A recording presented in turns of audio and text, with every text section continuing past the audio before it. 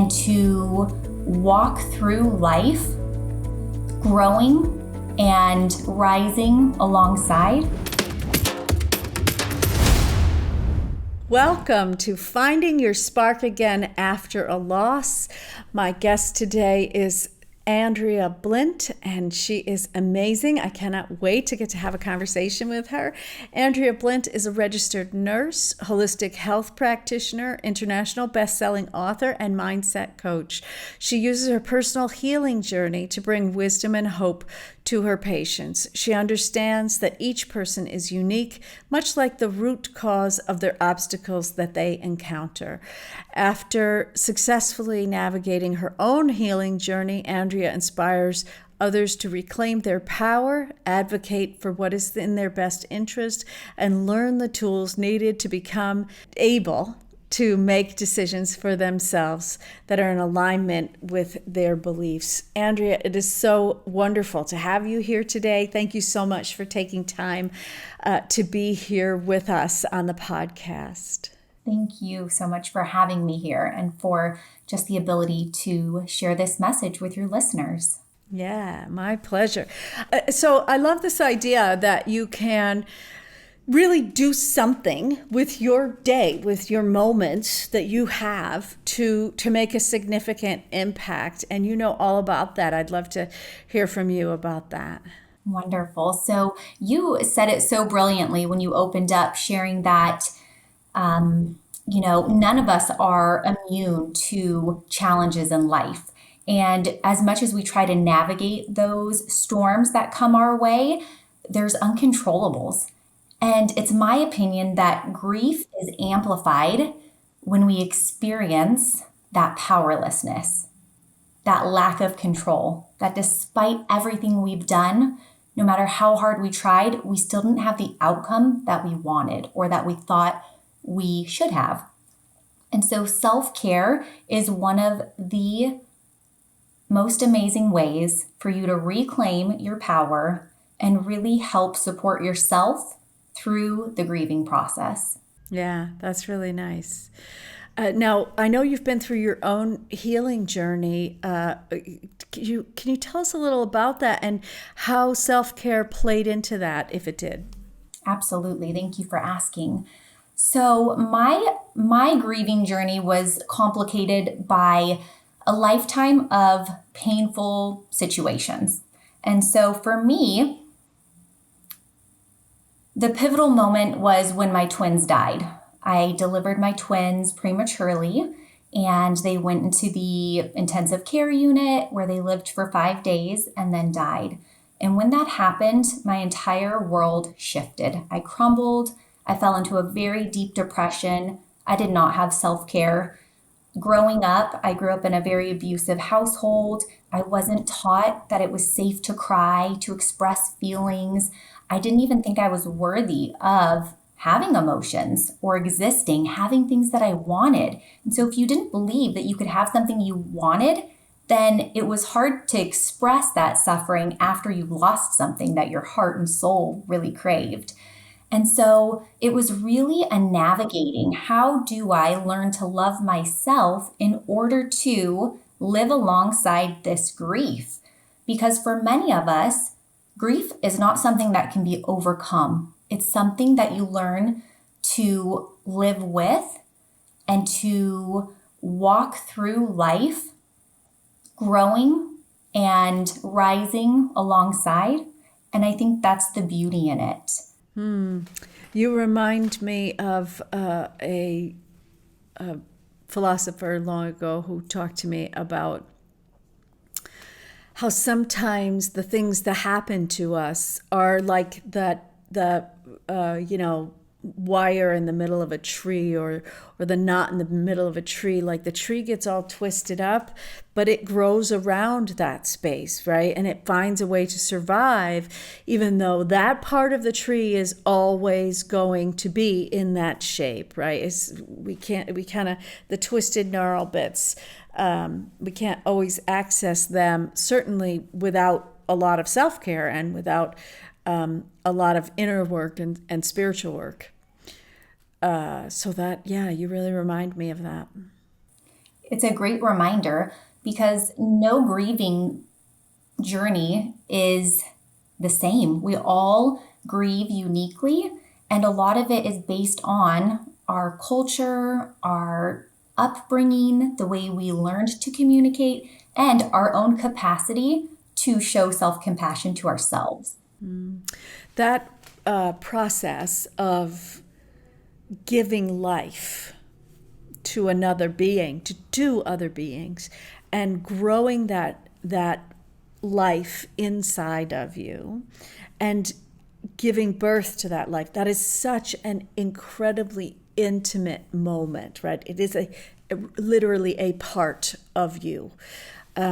So that process that you go through, do you work with other women on dealing with the loss of something so incredibly, not just the future aspect of who they were going to be, but also that piece of you that is now gone?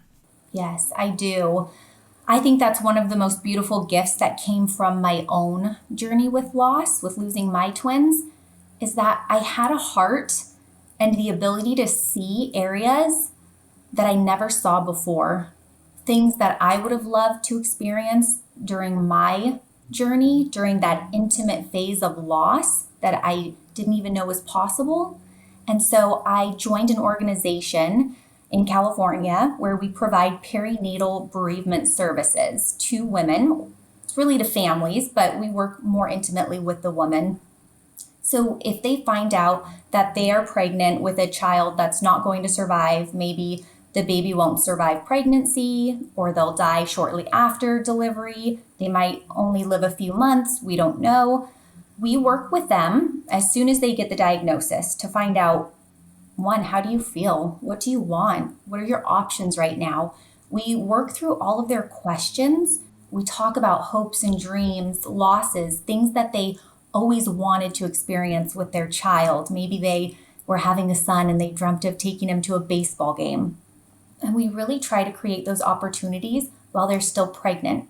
Maybe we'll send them to a baseball game because they still can go with their son to a baseball game. It doesn't look how they envisioned it, but if we provide that as an option, we're able to meet their needs in a way that maybe they didn't even think of before.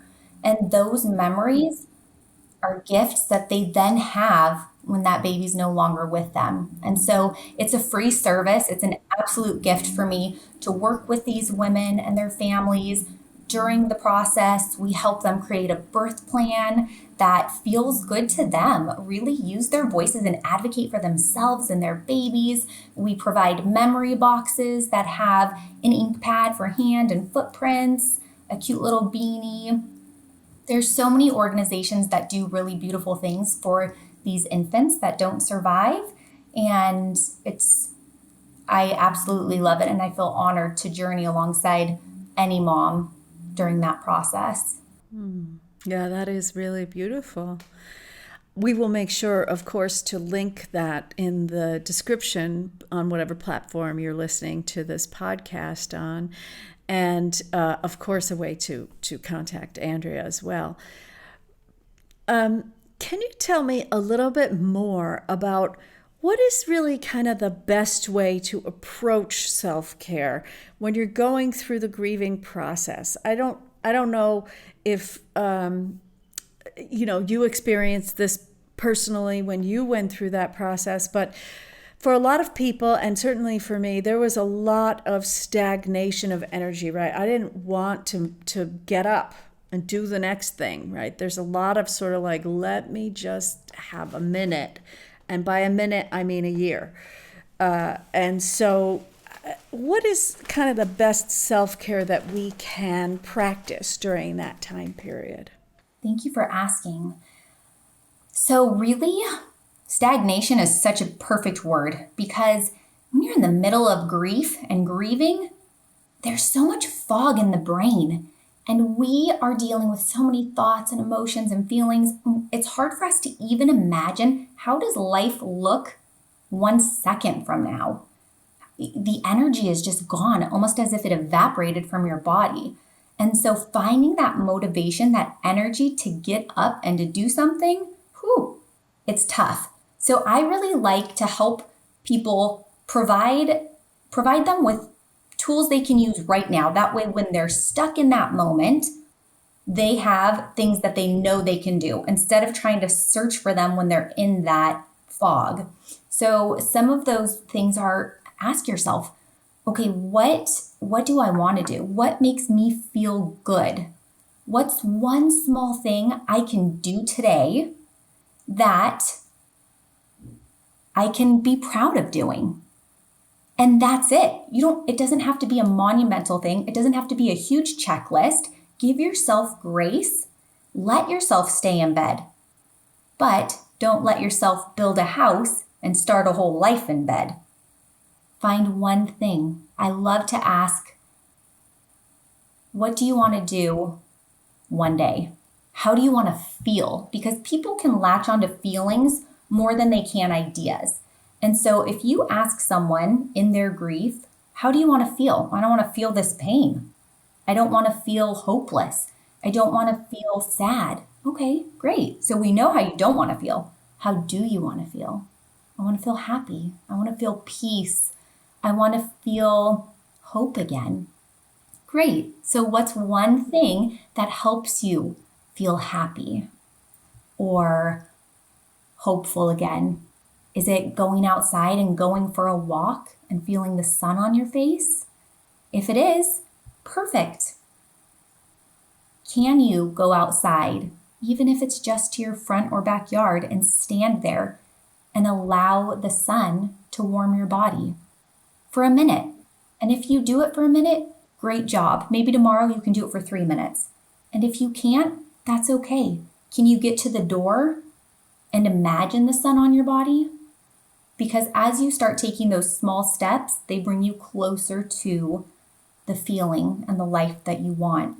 I love these suggestions of where we go, because really I feel like the first part that you talked about is tune in to yourself and see if there's something that you're guided to, right? That you feel like, I'm guided to get in the shower or get in the bathtub or go to the outdoors if you're in that kind of climate, that kind of thing.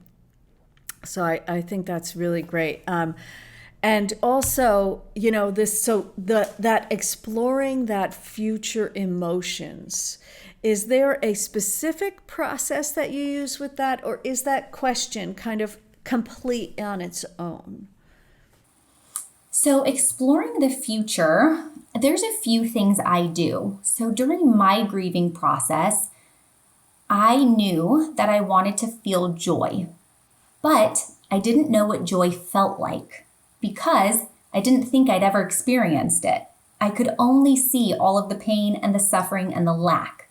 So I couldn't have a vision board that said, I am joyful, or I have pictures of all of these smiling, happy people, because that wouldn't have stuck in my brain and survived in my body.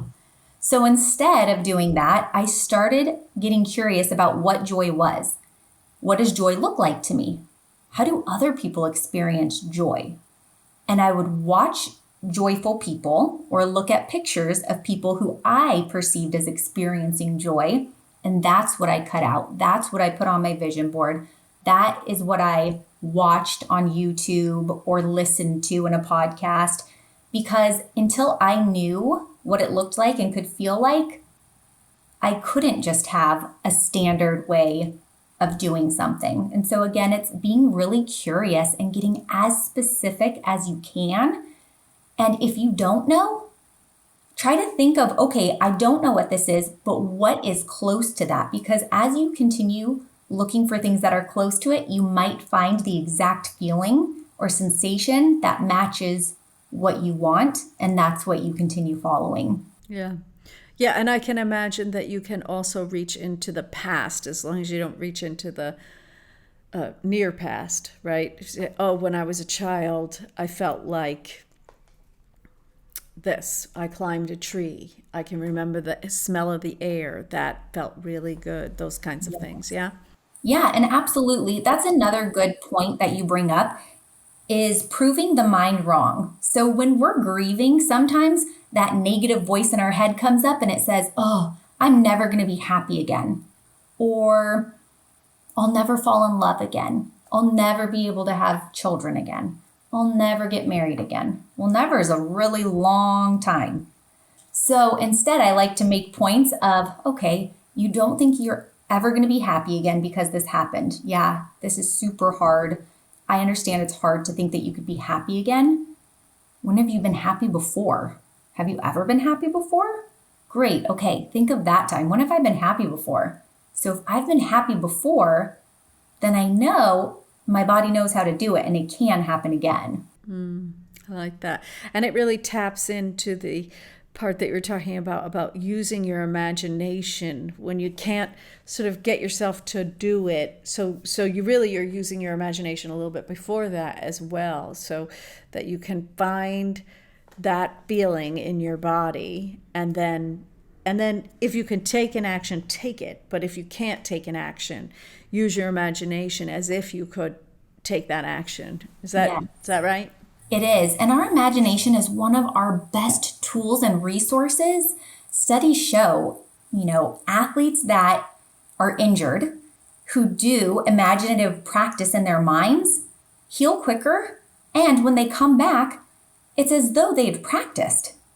So if an athlete can do that, we can too. And you can do it with anything. You can imagine yourself living life how you want to. You can imagine yourself feeling better. You can imagine your loved one being there with you because they really are.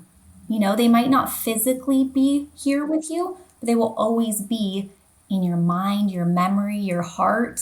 Their imprint lives with you. That's beautiful. That's really beautiful.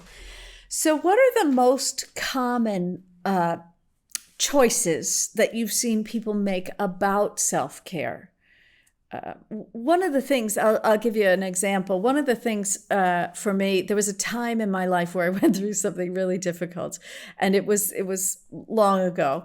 And one of my friends just called me every day and said, "Did you shower? Did you shower today?" And I'd be like, "No." She'd be like, "Go take a shower and call me back." And I'd be like, "Oh, okay, all right." Because I was in a place where it was very hard to understand that you were even in the world, right? There was a lot of shock, and there was worry, and there was all of it. The whole world was changing for me in that moment. And I wonder, are there common practices that help people to get on course a little faster when it comes to self care? Absolutely. And I think what you shared with your friend who called you is one of the most beautiful things that we can use to help us with self care and starting to live life again after tragedy. Having a support group, a friend, someone who you feel comfortable talking to, who you are willing to listen to in the middle of your grief. Because often we just want to bury our heads and not hear anything. But you had a relationship with this person that was able to withstand her calling and gently encouraging you to get in the shower.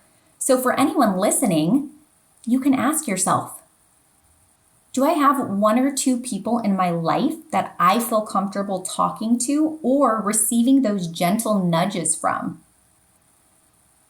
Support groups are huge also. They have specific support groups now for just about anything. It's nice to be in community with people who share a similar grief as you. No two experiences are the same, but when you can be in a group with people who understand, who can relate, it's a beautiful thing. And so I recommend that. Therapy is wonderful.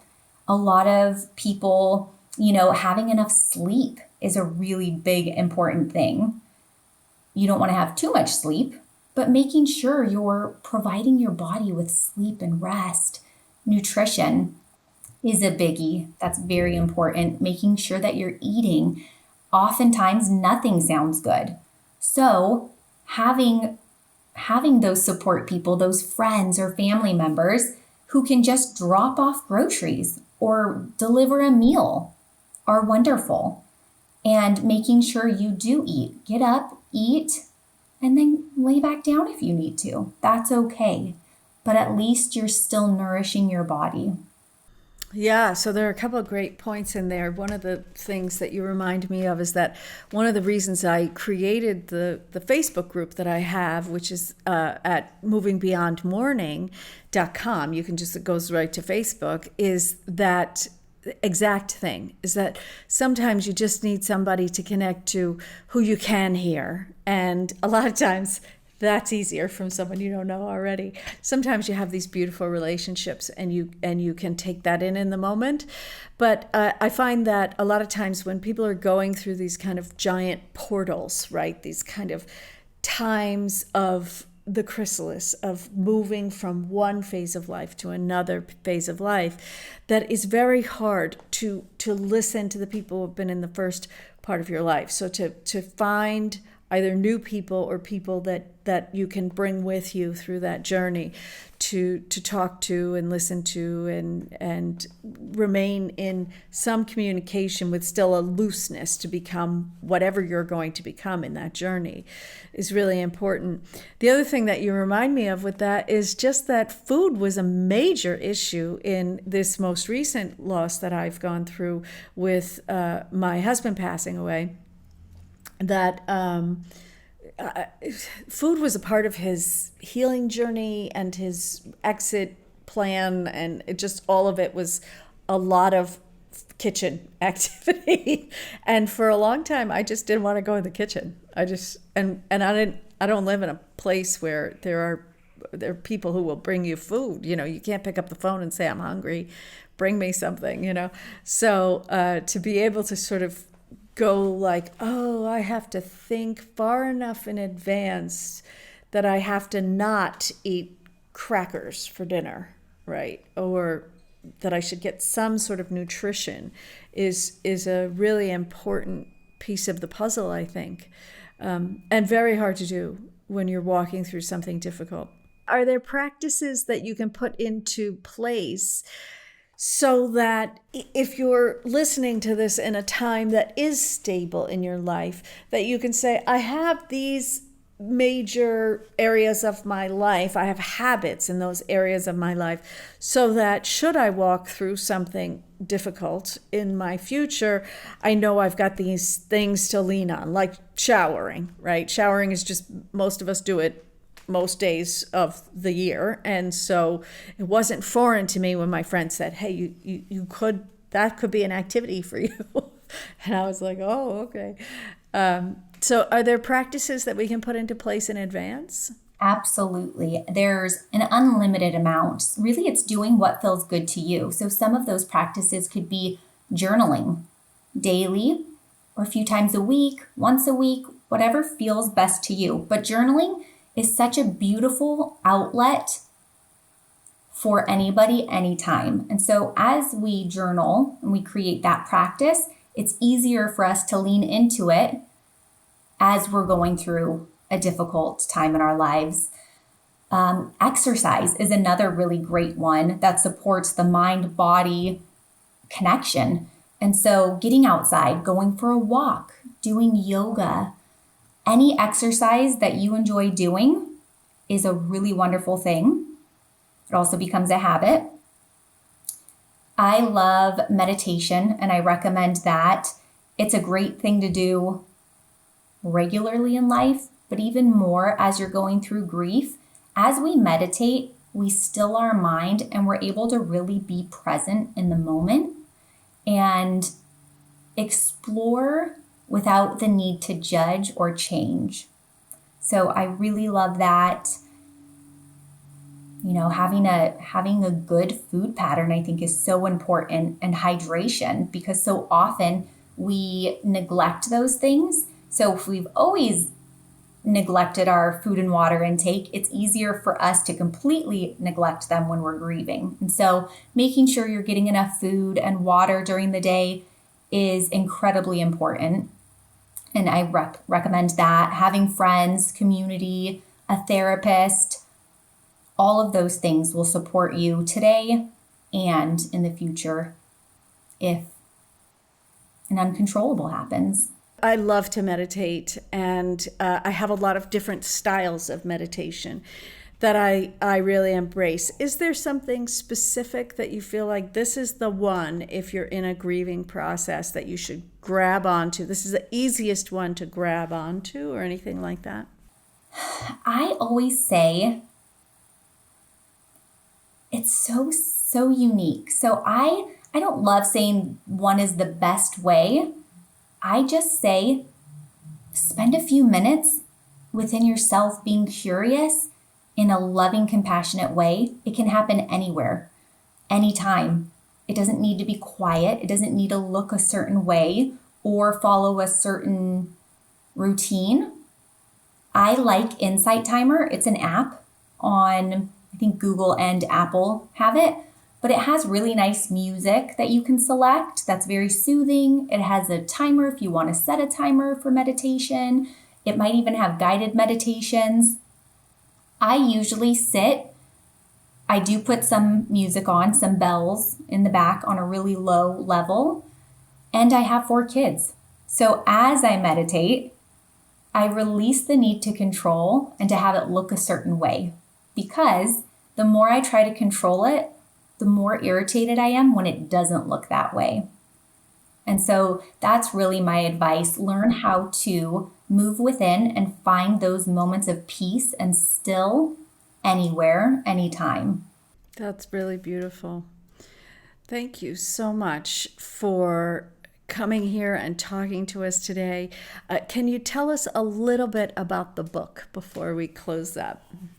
Yes. So I have 4 books that I've taken part in this year that I just absolutely loved. I got to write a chapter in them, and they all vary from reclaiming your personal power to, releasing society's expectations and learning how to live for yourself, for what makes you happy and fills your soul up. And then my solo book will be coming out the end of this summer, early fall. And that is really, it's memoir and self-help. So that will explore really challenges in life, adversities, and the thought process that goes into them, those limiting beliefs. It's going to have questions so that my readers can really dig in and ask themselves those questions, and then have the resources and tools to make choices that feel good for them and that help support them in living the life that they love living. That is so wonderful. Thank you so much. I really appreciate you making the time for us today. And we will make sure that we are all linked up everywhere, because if you are at all going through a loss, particularly a loss of a child or expecting a loss of a child, Andrea is a great person to connect with and to really learn how to go through that day by day. So thank you so much. And we'll make sure all the books get linked up when in the descriptions there. So I appreciate your time. I do too. Have a wonderful day.